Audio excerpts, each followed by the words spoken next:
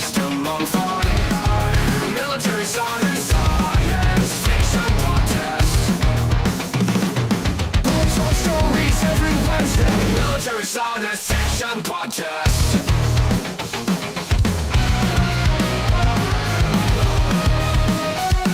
Discussion, interviews, reviews, and rants. Military science fiction podcast. Yeah.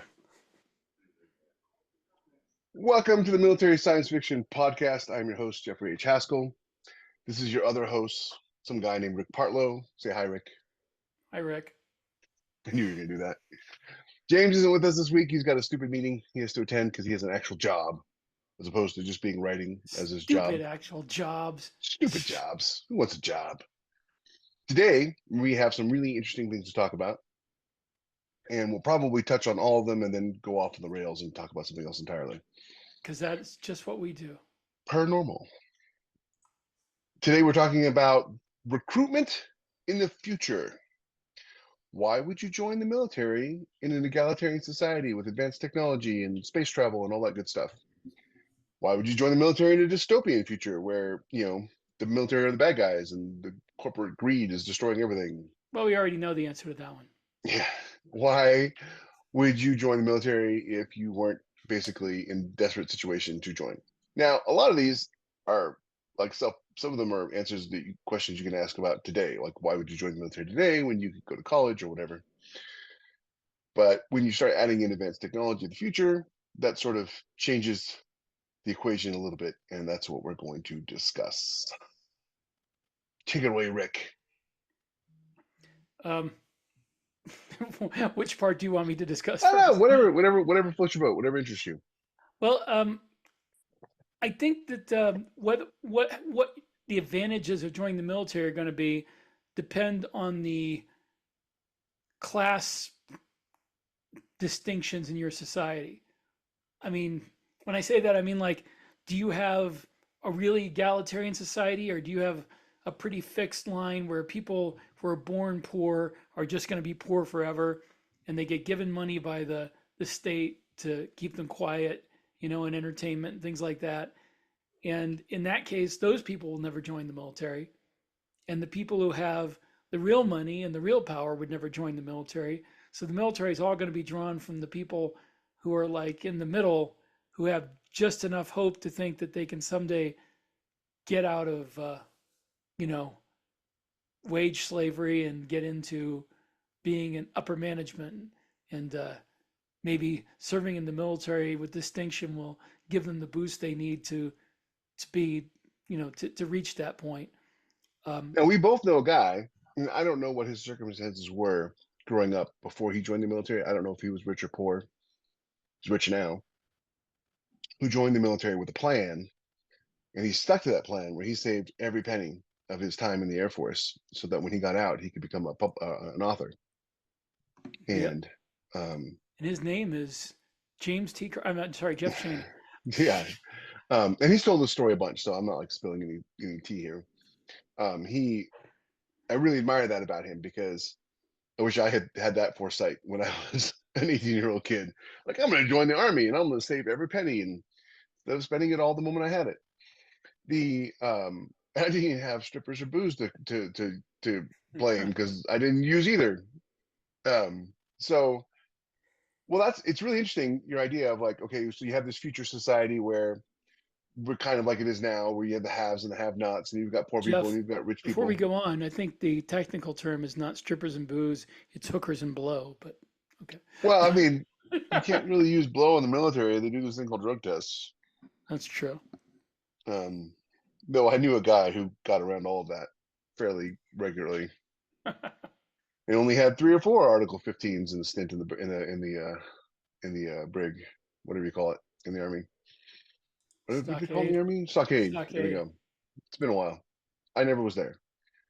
I have no recollection of those events, Senator. So that's a really interesting idea, is because if the poor people are living just fine, they're not going to want to change the situation. However, I was just reading the other day that they have located a certain number of genes that may be responsible for why people behave the way they behave in stressful situations. and one of them they're called the warrior gene. And what they found, the reason they found this is they were studying the genetic code of MMA fighters, and they were finding that all of them had this gene, like 100% of them had this gene. And then they sort of broadened their search to military and police and stuff like that. And what they were found was like 70 to 80% of people who join the military, join the police, join the fire department, all have this warrior gene in them. Ooh, now I'm thinking about a future society where they genetically engineer people for their jobs, and you have like this cast of people that will always be warriors, I mean military or police because they've had this gene like inserted into their genome. Right. And the gene doesn't make them warriors, right? But we all have that instincts in our bodies, in our minds, like I want to be this or I want to do that. And kind of where does that come from? I want to be an airborne ranger. I Yeah. want to live a life in Live nature. life of yeah. That's the PG-13 version. Yeah, that's the one we Um, did when I was in ROTC. yeah. The one we did in the army was slightly Yeah, I different. know. Um, so it's kind of interesting to me is that like how much of our decision making process is free will, how much is driven by our genes. I knew from a young age I never wanted to sit behind a desk, so I got a job where I sat behind a desk my entire life, and then I left that job for a career where I sit behind a desk and write. However, that wasn't really like the sitting behind the desk wasn't the problem. It was the lack of freedom that was the problem. I wanted to be able to go places and do things and not be chained to a desk. And Freedom. freedom, my Scottish ancestry. So how much of me joining the military was I wanted to escape the circumstances of my life because I was raised on an island when there was no way to leave unless you were rich, and I wasn't. No man is Um, an island chef. yeah, and how much of it was, my genes driving me to join, a military of some kind. So that would be kind of interesting if you seeded your population with these warrior genes to encourage, military, recruitment. That could be very unethical. But Or just, you'd also give those same people the genes to have more endurance, strength. Uh, well, then you want them all to have red hair.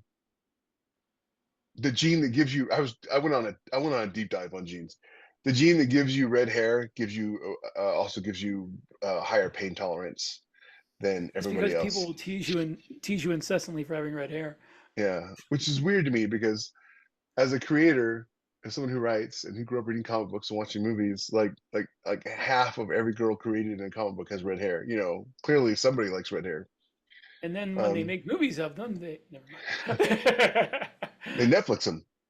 Yeah. Um, so I was driven to join the military because one, I mean, I grew up watching war movies and reading, Starship Troopers and Ender's Game, and I wanted to experience, the military life, but I also wanted to get away from, where I was at.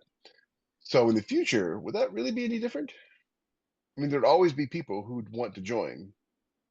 Now, as we have experienced over the last few years, the mission of the military can absolutely affect recruiting. When the military's mission is something other than, being warriors, so to speak, their recruitment numbers plummet. So if you have a future society where, say, the military is less of a protective, defensive, force, not really fighting wars, but more of like a civilian, more like a dystopian, boot to uh, crush people under, you wouldn't really have a big recruiting drive, would you? You wouldn't really have a bunch of people just slavering to But join. and yet, there have been a lot of dystopian places where people wanted to join the military so they would be the ones with the boot, not the ones being crushed underneath it. Then it begs the question: is, are you getting the right kind of people joining the Well, if military? you're a dystopian, you know, fascist society or whatever, communist society, you don't really care as long as they follow orders. Yeah, exactly. So this is all like, it could be really interesting in the sci-fi world where you have like different perspectives on, like when I write the different nations, so to speak, in space, and their military, I always try to write it from the perspective of the person and not the society, because it's easy to paint a society with a brush and be like, oh, everybody who's a It's member of the always better society. if you can find a way to have somebody that's kind of and not in that society, so you can observe it from the outside. Hmm. That's like uh, in Glory Boy, the guy is from this neo-Quaker agricultural colony, which is kind of outside the regular society, so he can make commentary on it, from the point of view of an outsider. And Cam Alvarez in Drop Trooper, he was he lived in a post-apocalyptic agrarian society outside the big cities, and even when he moved to the city, he was living, in the street by himself. It's good to have somebody who can have commentary on their society. So, because if it's somebody's in the society, the commentary is going to sound more like the author commenting on it, because it's hard to make a perceptive commentary about a society that you grew up in. Yeah, absolutely. A perfect example. I grew up on an island in the North Pacific. You fall in the water, you've got 30 minutes or you die. And so when we moved down here, people would voluntarily jump in the water and stay in it while until they were blue and shaking. And in my mind, I'm like, doesn't everybody know that that means you're going to die? But it also isn't 40 degrees outside and the water temperature isn't 35. So I mean, it was for my culture growing up in Alaska, that was just our part of our culture. You don't go in the water. And if you do, you get out immediately and get warmed up. And so I would never think to comment on that if I was like my own narrative in Alaska. I would never think to be like, oh, so and so just fell in the water. I would already know that he needed to get out and and get dried off and get warm very quickly, or death would follow. So what your point is really good, because you need someone who can like look at society and be like, that's weird. Why are you doing that? Why are you doing things this way? Why do you have to, if you were like talking about the people on the dole, like why do you have to pay for anything? The government just provides everything. Why do you have to go to work? So it would be good to have. I don't really touch a whole lot on society in my books just because I'm focused on more of the military life, but I do have civilians who come in and are like, well, why are you doing things this way? And that is kind of its own society. The military is kind of its own society, especially in the way that we operate and the Well, that's procedures we follow. that actually in all the books that I've written about the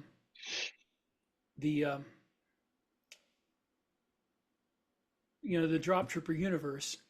I always want to call it the Birthright universe because that's the first book I wrote in it.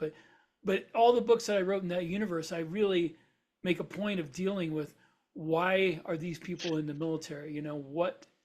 What made them join the military in a society where the poor don't care to leave because they get all their needs taken care of, and the rich would never consider, you know, lowering themselves to that. So I had to make what they call surface dwellers, because you got the underground, which is where the poor people live. They live in the levels of the city that's all under the ground, and then you got the people that are up in the towers, you know, that the ones who run everything, and then you got the people that are on the surface who can see those towers, can see the sky, but they can't reach it, and they probably never will.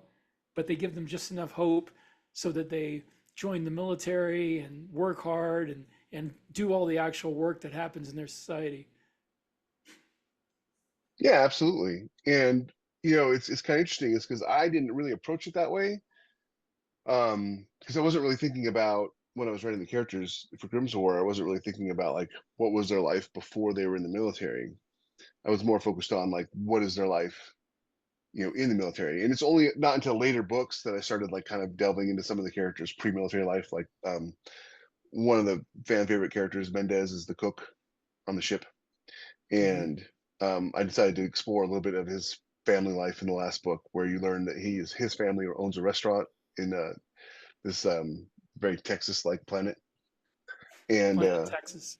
yeah, it's called New Austin. I know it's not super original, but uh, naming names rarely are very original. Usually names are like, hey, I'm from this place and now I live here. I'm going to call it New whatever that place was, like New York. And Well, I mean, you look at Portland, Oregon. You know the origin of that name, right? well, it's not Portland, Oregon. I know that because there's a Well, Portland, it's Maine. no, they took a vote because some of the people there wanted to name it after Portland, Maine, and then there was another. I can't remember the second choice was, and they just voted to name it Portland after Portland, Maine. That's So funny. that's yeah. Names of cities in the United States are not very original. No, and most of like Carperville. Well, there was a guy named Carper. He except started the town. except the original colonies, some of not the ones that are named like New York, which is named after York, or Yeah. but the ones that are like have Indian names, that Oh are yeah, taken. yeah. So like Cincinnati. In Massachusetts there's a lot of towns with original names because they took them from the Indian names. The I forget where it Or was in in Maine and New Cincinnati, but Hampshire. Cincinnati There's, obviously is not an Indian name, Cincinnatus. But there was like a town nearby, and I remember it because of Wayne's World. And they talked about it in Wayne's World. And I can't remember the name of the town, the original Indian name of the town, but um or maybe it was Cleveland. I can't remember now.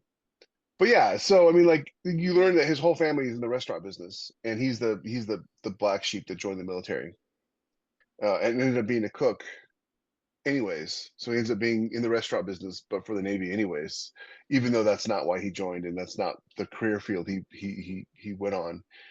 It just in the military sometimes you get jobs where it's like, hey, I need you to do this thing this week. And that thing turns out to be the thing that you're now doing all the time, even if it's yeah. not your MOS. Um, and so you kind of like get a little slice of life where you see his family doesn't really respect him for what his decision he made. They wanted him to be in the restaurant business, and so there's some tension there, and you kind of get to see where he came from and like the life he led because they're not like super rich wealth. Just because you own a restaurant doesn't mean you're wealthy. Quite the opposite, actually. And the oh, I got a couple other characters. Like there's one character from a farming town, like a real small farming uh, planet where with a low population because the weather sucks, and joined the military because she wanted to get away from all that and get away from the very desolate life that she saw ahead of her, where oh, you grew up in a town of 5,000 people, you're marrying somebody in that town, you know, Well, and that's another thing that also that I draw on is that in that particular war, Earth never sees any of the war. It never comes to Earth. Uh, so a lot of the people they draw on for the military are the ones that are from the colonies who actually got attacked and actually see the war, and they volunteer out of, defending their home and patriotism and all that. yeah, the colonies are the ones that suffered the brunt of the attacks, right? Yeah. Yeah, and in Grimm's War, it's kind of the same thing. Except what I took with Grimm is I wanted to get away from Earth. I wanted to get away from writing about Earth in the future. So it's like a whole other. It's not like a whole other part of the galaxy. It's still still Orion Spur, that kind of thing. But Earth isn't part of the alliance. Earth is this whole other government that it deals with. And so with them, they're all colonies, right? They're all 24 systems that are members of the alliance. They're all colonies of Earth, Hmm. or were at one time. And so when one of them gets attacked in the second book, spoiler alert, it's a really big deal. Like they don't have like when the capital gets attacked, they don't have like some other like huge population source to draw from, to fight the war. I mean, this is it. This is the war. It's on your doorstep. Now you have to fight it. Whereas I remember reading This is about, your war, and welcome yeah, to it. yeah. Well, I remember like with Cam, it was like they sent him out the middle of nowhere basically to fight the aliens with no chance of them ever really getting to Earth. Yeah. And so that there's a bit of it feels like there would be like a bit of a detachment are the people of Earth? Like, do you even know you're at war? That's Like, that. Yeah, that's the thing in all the books. There, the people on Earth barely know that they're at war, because most of the people that are fighting, who are from Earth, are criminals, and the other people that are fighting are colonists, who the people of Earth have no attachment to. They have no concept, not just attachment. They have no concept of what these people's lives are like, and the rich people would never migrate from Earth. The poor people would never migrate from Earth because they'd have to actually work if they go to a colony. Whereas, and this, not that they're bad people, but they've been kept docile with their needs met because not because the government or the ruling class cares about them, but because they don't want trouble from them. And this is easier than slaughtering them, basically. Which I do. I mean, given the nature of the ruling class in that book, they might have considered that if it was easier than. But they've got all these resources, so it's like, why not just give them food and a little apartment and virtual reality entertainment and these fabricators where they can make themselves clothes and furniture and whatever, and it's a one-time investment, and then you have this permanent underclass that just kind of exists. But yeah, none of those people would join the military. And I wrote a whole series about the one guy who is from the upper class who joins the military because of his great grandfather, because people live longer then. So this guy is a veteran of the United States Marine Corps from uh, like 200 years ago, and he kind of talks this kid into joining, and it's a big deal. His mother goes so far as to try to kill her own grandfather to keep him from joining the military. wow, that's kind of serious. The Yeah, like I said, I go heavily into why people of various levels in that society actually join. I remember watching the Tom Cruise Jack Reacher movie, Yeah, and which is an enjoyable there's two movie. there's two of them. Yeah, the second one was not enjoyable. I didn't like the second one at all. I Yeah, thought it wasn't that good. it was a waste of time. And but the first one, there was some genuinely good stuff about it. And one of the things is there's that scene where he's like, there are a couple reasons why people join the military, and Yeah, it kind of felt yeah. like that was really like spot on for my experience, anyways, in the military. You know, And and it's for not it's true not just of the military, it's also true of law enforcement too. yeah, Some people just need a job, some people really want to help, and make the world a better place, and then some people just want authority and power. yeah, Uh, and some people do it because their dad was a cop or their yeah, uncle or their grandparents were cops. yeah, that's just like that thing in the Firefighters are the same recruit. way. Yeah.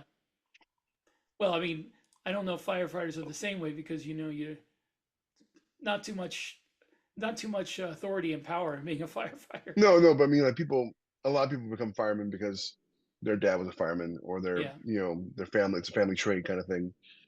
Um, Not a lot of people pick firefighting because they need a job. that is true. Most of the people who go into firefighting kind of fall into two categories of I really like being in danger all the time and I kind of want to live that life, or I like to help people. Or like you said, your father was a firefighter, and Or their family was it's a family trait.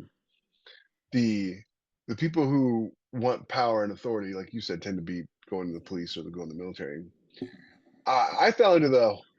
It sounds super cheesy, but I've said this before. I joined the military for a lot of reasons, but I feel like the biggest reason I joined was because I wanted to serve my country, and it was a way out of where I lived and everything like that. But when I was a kid and I wanted to join the military, it wasn't necessarily as an escape because when I was a little kid, when I first started thinking about joining the military, we weren't in that situation where I needed to escape. So it just became a convenient escape that I already wanted to do when I became of age. And I imagine in the future there'd be a lot of people who are like, yeah, there are people who use it as escape. There's people who they need a job or family thing. But if you're even Nazi Germany had people join because they wanted to serve their country, and There is people who came all the way from the United States who've been living here, yeah, whose families were German that went back to Germany.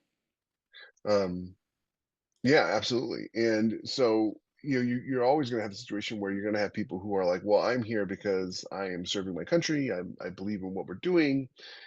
You know, the reality of the temporariness of government's morality is being fickle hasn't like really hit upon them yet.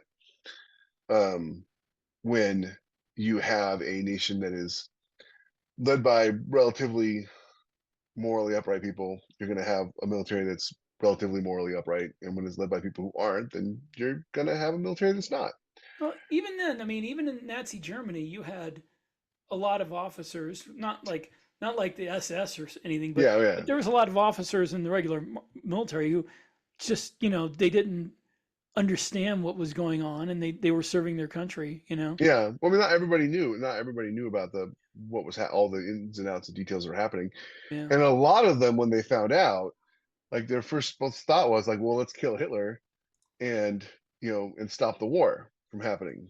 And there were some that actually believed in what Hitler was doing, but saw which way the wind was blowing and thought if they could stop Hitler before it got too bad, Germany could survive. The Allies wouldn't like completely destroy Germany at the end of the war, Hmm. because that was a real possibility. Because part of what happened with World War II was World War One. I mean, look what they did to Germany after the end of World War One. As I like to say, is everybody decided to get into a fight, and then they all blame Germany. It's like you all decided to fight this war, and then You know, and then you it's blame Germany. there is a case to be made. I watch a lot of videos and read a lot about alternate history and points of departure. And there's a case to be made that what happened with World War One was possibly the worst case scenario of what could have happened. Yeah, yeah. Because If you think about it, if the U.S. had not gotten involved in the war at all, including not supplying England, not supplying the Allies, they would have it would have probably wound up like every other European war, where Germany probably would have gotten some more land, maybe conquered a country or two, and then everything would have gone back to the way it was. And then later on, there would have been another minor war where they fought, and it would have been a European war. And if the U.S. had gotten involved earlier, like in 1915 or 1916, then Germany would have been beaten badly enough that they wouldn't have thought at the end of the war that they'd been betrayed by their government and it was all a sham and they shouldn't have. They really didn't lose, and there might. I mean, whether or not they would have had punitive damages put on them, they would have accepted the fact that they actually lost the war. But the way things happened was like the worst the case worst case scenario. scenario. Yeah, It brought, I mean, World War One brought about not just Nazism, it also brought about communism. I mean, it invented the Soviet Union, and Germany basically was responsible for inventing the Soviet Union because to get Russia out of the war, they put Lenin and they Trotsky on a bankrolled train Lenin. Yeah, and sent them from Berlin to Moscow. yeah, and they bankrolled them. Yeah. So So um, that was like the worst case for the entire world for the next 100 years or so was what actually happened. I wonder how much of that the leadership of the U.S. in World War II understood, because there was a lot of hesitancy to get involved in the war on the part of the U.S. government leading up to World War II. We were helping the British. We were sending them radar and food and fuel and plane parts and stuff like that. But I mean, like there was a lot of hesitancy to actually get involved in the war leading up to World War II. And I wonder how much of that was regret that they got involved in the First World War. I mean, like had we not been involved at all, like you said, Germany probably would have just resolved itself. Basically, they just would have been Europeans killing Europeans like they always have been, and it wouldn't have involved us. And World War II probably wouldn't have happened. Well, there would have been another war, but it But it wouldn't wouldn't have have been a been, world war. yeah. Wouldn't So the whole thing a lot of people don't understand about Germany is that the like they were the most bitter, lost, you know, their society collapsed, and they were desperate to be German again when Hitler took power, and that wouldn't have happened. It just wouldn't have happened. So yeah, so I mean, like, there's a lot of consequences for getting involved in a war, and it's easy. A lot of sci-fi writers, I think, kind of paint bad guys as just the bad guys. They're just evil, you know, and or they're aliens that are invading, and the aliens are just evil, and they remove a lot of the nuance to it, or everybody's evil. That's the one I see the most. Is just it doesn't really matter who's fighting who, because the government the people are the main characters are part of is evil. People they're fighting are evil. Everybody's evil. It's the George R. R. Martin school of Yeah, writing. moral relevance, moral relativity. Yeah, Um, that's not the way I like to write, because I yeah. don't think that's the way the world really is. I don't think everybody's evil or everybody's good, or But I mean, um, if usually, I mean, I have written books where the bad guys were evil, but even then, like sometimes they are. Duty Honor Planet series, the bad guys were evil, but then it turned out the bad guys weren't actually real. Spoiler alert, they were invented as a way to prepare Earth and their society for an invasion that the this alien artificial intelligence thought was coming. Oh, that's awesome. Spoiler And alert. so they invent they I mean it's a complicated story. Basically they invented this exiled government from Earth that came back to try to conquer it, but those people never actually lived. They died off, in their attempt to escape. But the aliens found them, and like this alien artificial intelligence whose parent civilization had been killed off by these by this threat said, well, these people are the last hope, but their society is pretty peaceful and non-militaristic, so I need to give them an enemy so they can build up their military to handle these aliens. That's a cool idea. Wish I had thought of that. Well, Well, that and was like 13 years ago. I thought of that. I really have, like, the government that they're fighting against war. You got the alliance that is the good guys. You get the caliphate that are the bad guys.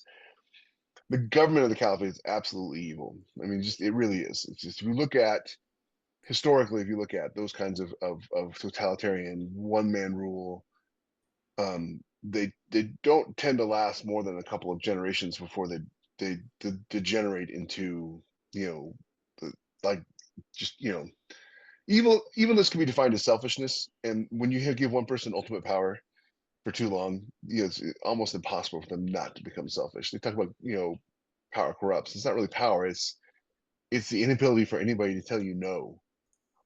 And then you add in technology that allows them to subjugate their own population completely without the possibility of revolt. Then you are, it's even, it's 100 times worse. But the And also, when you have a government that's based on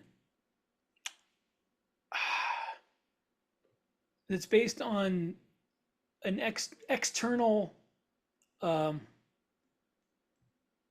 I don't want to call it a, not really morality, but an external, um, imposed downward from above yeah, system of belief or philosophy, whatever it is, whether it's Islam or communism or Nazism, if you have this overriding philosophy that you can't deviate from, the deviation from it is considered worthy of death or imprisonment, and you impose that from the top down, it doesn't matter what it is, you're going yeah, to wind up with an evil government. yeah, absolutely.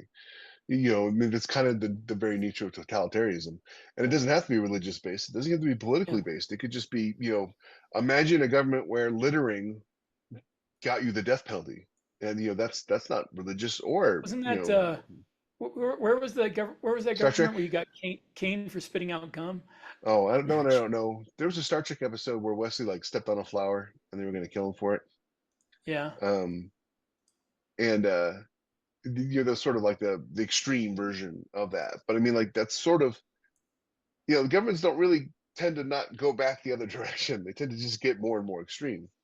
And Yeah. so while it was, you might say, well, that's a very two-dimensional government, Jeff. There's evil religious dictatorship, theocracy, or whatever.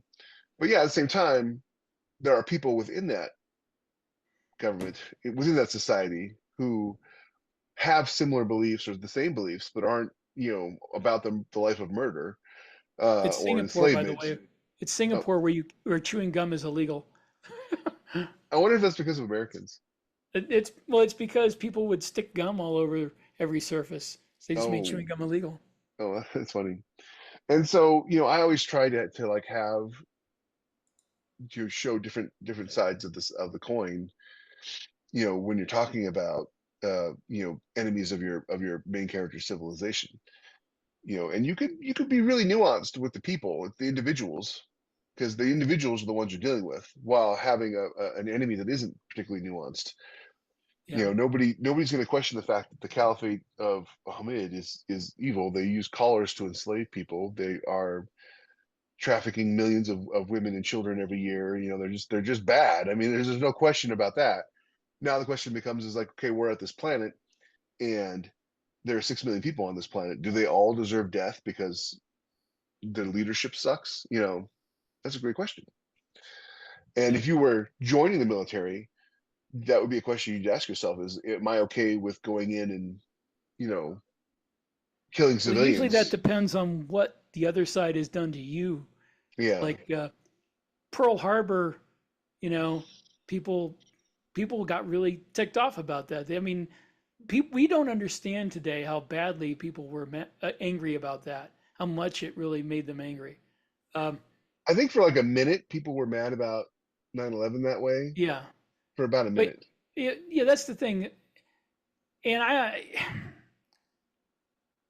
not to get into like politics, but within months of 9/11, maybe even weeks, there were people saying how this was going to cause violence against American Muslims.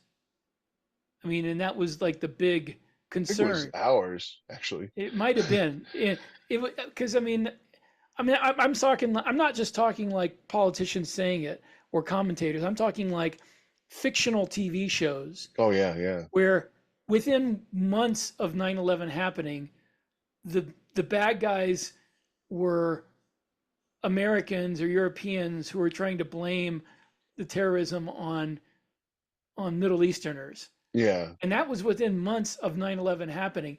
And And that now there's a is, mosque on Ground Zero. and it's continued to this day. Yeah. And I mean, I don't I think you mean, could find a if you TV look at show. it, how many instances have there been of Americans or Europeans blaming terrorism on Middle Easterners? When it was actually them. I can't think of one. There may have been one, but there's been a lot of violence out of the Middle East in that in that time period, and it that's why I'm saying people now don't understand the societal gut level anger that people had over Pearl Harbor back then. Yeah. It wasn't something where within a few hours people were saying, "Oh, we have to be fair to the Japanese." People were putting innocent Japanese American in internment camps Hmm. against the Constitution and every law that had been written. FDR put innocent Japanese Americans in concentration Tens camps. of thousands of them. There's one of them right near where I live. Heart Mountain was a Japanese internment camp. That's how mad everybody was that nobody thought that was there wasn't enough a significant enough portion of the American population who thought that was a bad thing to object to it. Despite the fact that there was no evidence there were any Japanese spies Well, there were some, operating. but they weren't Japanese Americans. Yeah, operating as Japanese Americans. What I was going to say Yeah, is that there was no evidence that any Japanese Americans were actual spies. They had spies, especially in Hawaii, but they weren't Japanese American spies. right. Um, and for the most part, the Japanese people who were living in America at the time had been here for at least one generation and were, building a life for themselves. Yeah. The thing is like, yeah, I remember like right after 9/11, people talking about like, oh, you have to protect the Muslims, you have to protect the, you don't want them to have violence against them. And to this day, every Muslim in a TV show is cast as a virtuous good person, and the bad guys are always And white honestly, Christian there was men. incredibly small numbers of incidences where there was violence against Muslims in America after Yeah, 9/11. It and just which didn't happen. is kind of, a testament to Americans, because it's like that could have easily been an actual thing. But But what but was the in World War thing? II, like I said, there Yeah, was significant backlash against Japanese Americans, and yeah, that just shows how badly something like Pearl Harbor, and same thing in other countries with attacks on them. Like the Blitz in Britain, oh yeah. it could To have this broken them, day, but it just made them really, really angry. it did break them though. I mean, to this day, England is still suffering the effects, the psychological effects of societal psychological effects of the Blitz. Yeah. I mean, they really became a defeated society if you look at the way they operate. Well, I Um, think that was more, I don't know if that was the Blitz so much as it was a combination of two world wars killing off a significant portion of their young men. yeah, that too. I feel like World War One was like a body blow, and then World War Two just really, and not just killing off a significant portion of young men, but also losing the empire at the same time, because World War Yeah, Two was the end of the empire. yeah, for France and England, Yeah, you know. And of course, what's France trying to do in August 1945? Immediately attacks Indochina to yeah, take it back. All right, France, way to go there. yeah. The The biggest mistake we ever made post World War Two was probably letting France talk us into taking their side in Indochina. Yeah, no, I mean, because that led to Korea and Vietnam. Yeah, I The mean, we should have told France to go to. Had George Washington been president at the time, we would have, Yeah, because he had before. The So it's really interesting. Like, so you have to like look at all these ramifications when you're writing your science fiction. It's The war is never just a war. There's never just one reason to go to war. There's never just like, when people are joining the military and they're signing up in droves, there's a reason for that. And when you're fighting, when your people are fighting a war, there needs to be like a complex, like solid reason why, with spread across the spectrum, why you're in that war.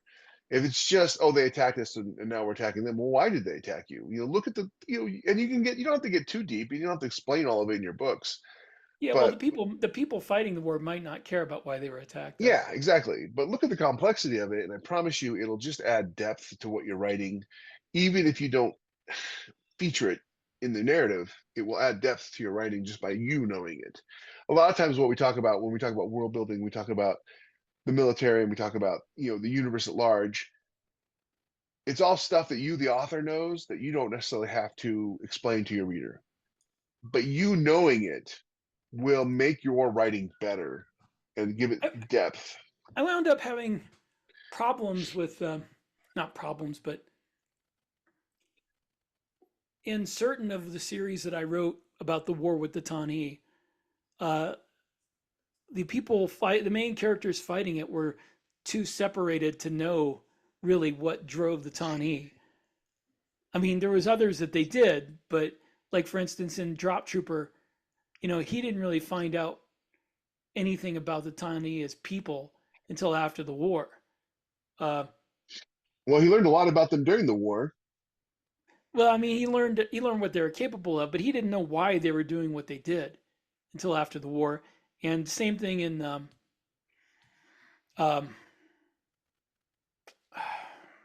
Acheron, the Acheron series. They were pilots. They didn't know anything about they were fighting other pilots, or ships. But the one I was talking about where the kid was from upper class, that was recon, he wound up stuck behind enemy lines, and he found out exactly why the Tani acted the way they did. And he found out exactly how far they could go. That whole book, the first recon book, which originally was titled A War to the Knife, uh, which is a term that was invented, I believe, in the Renaissance, which was it means a war where you've used up all your ammo in every other way of attacking the enemy, and now you have It's just knives. down to knives. Yeah. Yeah.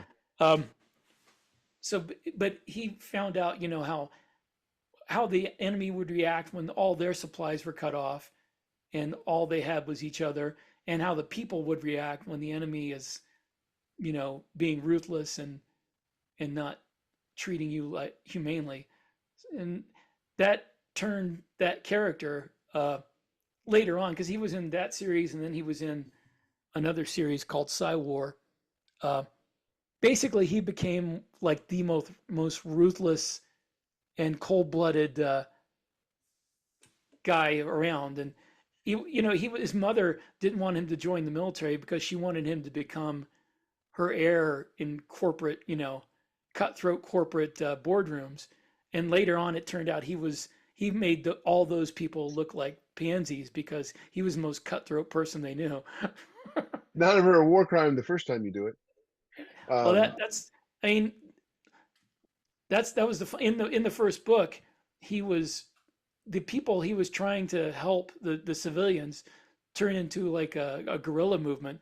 They started committing some pretty heinous war crimes, and he basically left them over that.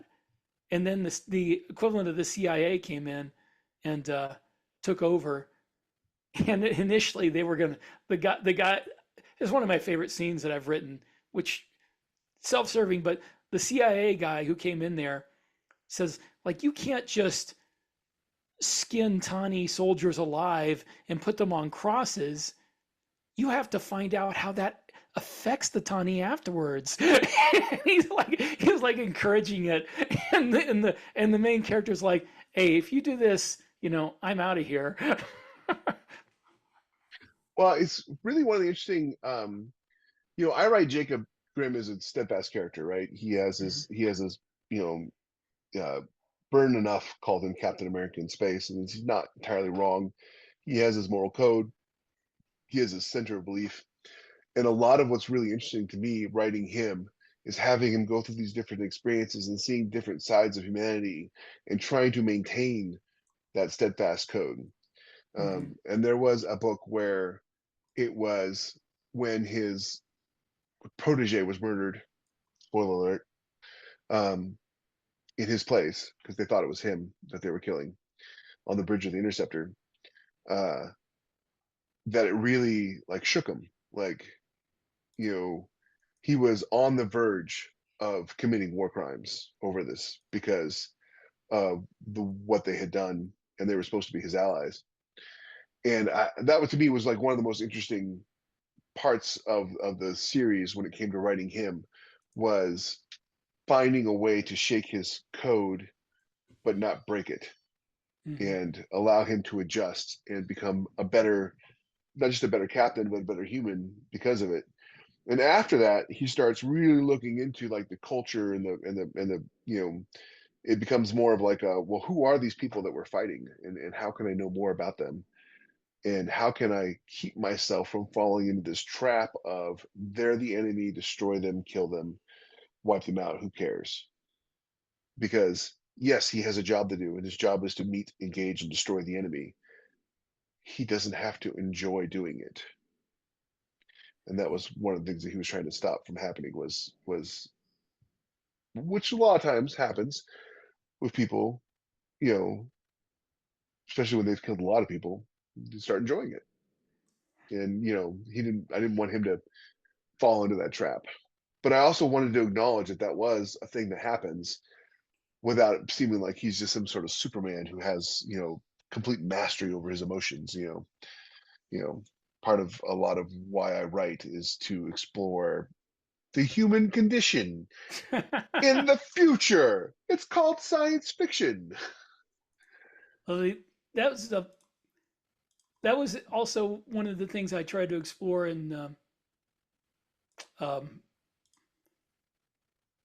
the Birthright series and the Recon series, was the reaction of these guys, because both of them are like Caleb Mitchell and and Randall Monroe, who are the main characters. They're both just merciless, ruthless killers by the end of the war. And the question became whether, I mean, for both of them, is what is this doing to me as a human being? And for It's Caleb Mitchell, it was even worse because he was from a nonviolent, pacifistic, a Quaker, right? neo-Quaker society. So he had to deal with not just what's it doing to me, but am I evil now? Because he was very much a Christian at the beginning of it and by the end, but in the middle he was like, if is any of the things that I was taught, are there any of them real? And if they are real, does that mean that I'm evil, that I've done bad things? And he had to come to grips with that, not just in that book, but in all the rest of the books, because after the war, he becomes a kind of a bitter and dark character. And it takes all three Birthright books for him to get to a point where he can let go of what happened during the war. And that was one of my favorite things about Sci-War, and I wish more people had read it, that trilogy, because that character just undergoes this transformation in Sci-War, where he's fighting this alien virus that turns people into kind of almost demons. They're like psionically powered parts of this subspace network, and they hate humanity. They basically hate everybody who's not an AI, because they originally were an AI program, and they think of themselves as gods. And eventually, he has to deal with them, and he gets infected by this virus. But the fact that he has this computer implanted in his head that's been there for 20 years now and is integrated totally with, allows him to resist the thing where you'd be mind controlled and turned into part of the network. And his instinct is to say that, this is God doing that this was all part of a plan, that, I went through all of this so I could be immune to this. And there's a great line at the end of, I think it's book 2, where they're talking about who's going to be in charge now that basically the entire government has been destroyed. And he says, me. And they said, I don't recall anyone. I said, I don't recall. He said, this Marine officer says, who voted you the supreme leader? And he says, God. Oh, what a line! And then all of book 3 is basically Randall Monroe, who, like I said, is a ruthless, very pragmatic person. He's thinking, well, Caleb Mitchell has lost it. He's gone mad and he's becoming a dictator and letting all this go to his head. And then by the end of book 3, you find out this was all a plan by Mitchell to get rid of the infected people. And then he left. And he left Monroe in charge of it all. Which funny. I really liked. I love the development of that character. But No, that's awesome. Yeah. But that's the thing, though, with people who are recruited. We were talking about recruiting, soldiers in for future wars. If you're somebody who was raised in a society where, I mean, if you can imagine Earth in the future, violence is going to be highly looked down on. If you're if I guess it depends on what kind of, if it's a dystopian society, maybe not. But if it's even just like well, even right now, violence is on a downward trend. If it's a bureaucracy, Yeah. If it's a typical bureaucracy, then violence is going to be something that's highly looked down. I mean, highly controlled, because they want everybody just to behave themselves. You know, The and then you have people come back from a war like that. How do you deal with people who have been using extreme violence in your name for however many years? Well, yeah, that was like one of the things about Audie Murphy that was so cool was is that he was the most decorated soldier ever. I mean, and his struggle with PTSD, he was very open about it, and it became a lot of what we have for PTSD research now stems from him saying, "Hey, listen, I'm not okay. I'm the most decorated hero who ever fought a war, and I'm not okay." And so that made it okay for other people to not be okay and to come forward and talk about it.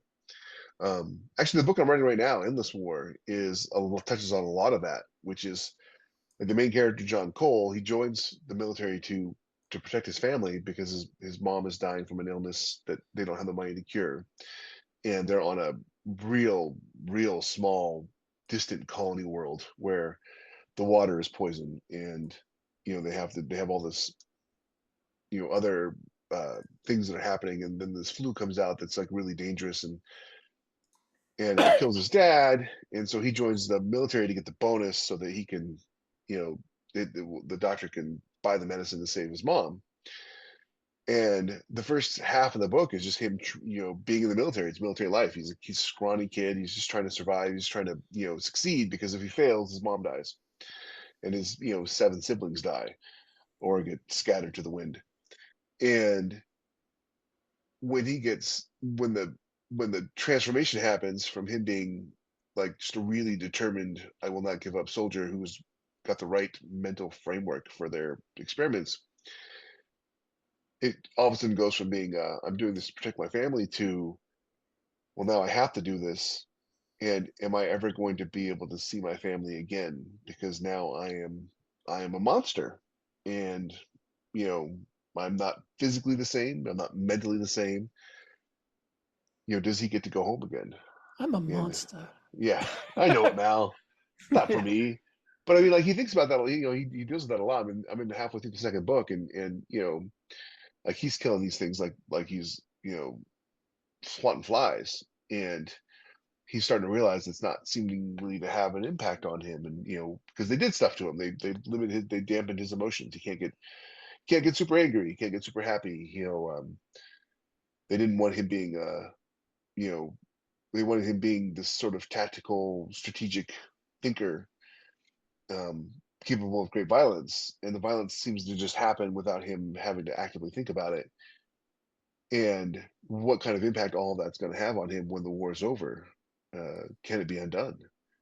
Will they Yeah. undo it? What will that leave him? Will all that stuff just be there waiting for him when they turn off the equipment? Yeah, So that's another question we could deal with in a future episode too. Is in future wars like that, what happens to the people who fought them, and if they get turned into killing machines like the Glory Boys in that book? What do you do with those people when the war's over? yeah, one of my favorite episodes of Star Trek: The Next Generation, that was the central theme, was the episode where they go to that planet and there's that criminal, and well, they call him a criminal, whatever, and he escapes Data, and he evades the Enterprise, and it turns out he was a super soldier. And then when the war ended, they didn't know what to do with them. They didn't think the cost of reversing everything was worth it, so they just put them in prison because they might need him again someday to fight for them. Hmm. And it's just like, yeah, what do you do with those people? And John's unique. He's That, one of a kind. that was uh, that was the whole theme of Timothy Zahn's book Cobras and Cobras 2. Oh yeah, yeah, yeah, yeah. And and John's one of a kind. And the company that created him, the program that created him, all the scientists are dead and the computers are destroyed. So they don't even have the data to know 100% what they even did to him and how to reverse it. And part of the book story of the book is the remains of the corporation trying to capture him, even while he's fighting the aliens are trying to destroy the Earth. They're trying to capture him so they can reverse engineer everything that they already did and figure out how to remake it. So there's lots of great little themes you can play with when you're writing science fiction. It's a playground. But it all starts with people being It's human. a playground of the mind. It is, we're blessed with a job where we get to sit around and bullcrap about this stuff, and like what would happen if you made somebody a super soldier and then then there was no war to fight, and you couldn't turn them off. if your reflexes are borderline, they're faster than a cat and a snake, can you really afford to walk down the street? You know, if somebody could walk out Faster of a than a door. snake cat or a cat Yeah. snake. Well, I think cats are 0.18 milliseconds and snakes are 0.22 or something like that. I forget what it was, but point being is that when you have somebody, even normal humans today, who like the veterans who came back from GWAT, they hear a bang or they get startled, they're already moving before they even think about it. Imagine that times 100. And so we get this, we're blessed with this wonderful playground where we get to play with all this stuff and imagine these things and then write them and people pay us for it. I mean, Hopefully. like, thank you, everybody. Thank you so much for allowing me to do this job. I absolutely love it, and I will keep doing it. So, and on that note, we probably should Wrap it up. wrap it up. Any closing I'll take thoughts, Rick? Um, I think that you need. It's one of the things if you're writing a science fiction universe and writing a future war, that's one of the things you need to think about in your world building. I mean, you may not share it all with the audience depending on where you go, but you need to think about what kind of people join the military in your world. How do they get them to join? Why why would someone join if they have all the benefits of a future like, you know, incredibly high-tech society with fabricators that can make anything you want and asteroids to get all the materials from and uh, machines that will turn paste and powder into whatever food you want that tastes almost like it, and you've been raised with it, so you don't know the difference. Why Listen, would you join I the grew up military? on powdered milk. I know the difference. Yeah, but you've had regular milk since No, then. no, I knew it was crappy when I was drinking it. Okay. But yeah, I get your point. You know, yeah, and I think that from a recruitment angle, it's really, really important that you understand that people join the military for different reasons, and you're never going to have, like, if you picked 100 people out of 100, out of the military, and they were all from different services, you were never going to get all 100 people to have the exact same reason they joined. It's just never going to happen. True. And that allows you to flesh out characters and have them be there for different reasons. Because once you know why people do the things that they do, you have a character, and you can put them in all kinds of interesting situations because you'll know what decision they will make when faced with a problem based on why they do things the way they do.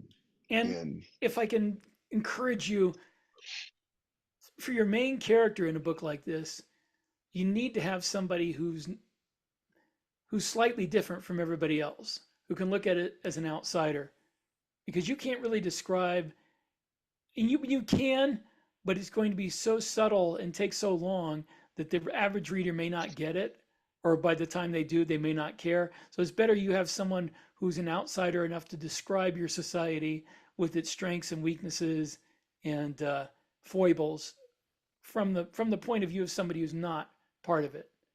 or from the point of view of somebody who is part of it, but they were raised, you know, differently. Like Worf is a great example. Worf is a perfect window into how Klingons are and how that Klingons should be, but not how they are.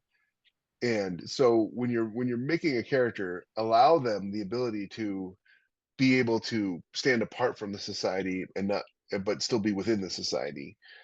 And that contrast will let you explore a whole lot of really cool things. And on that note, we shall call it a day and we will see you guys all next week. It's a day. It's a day.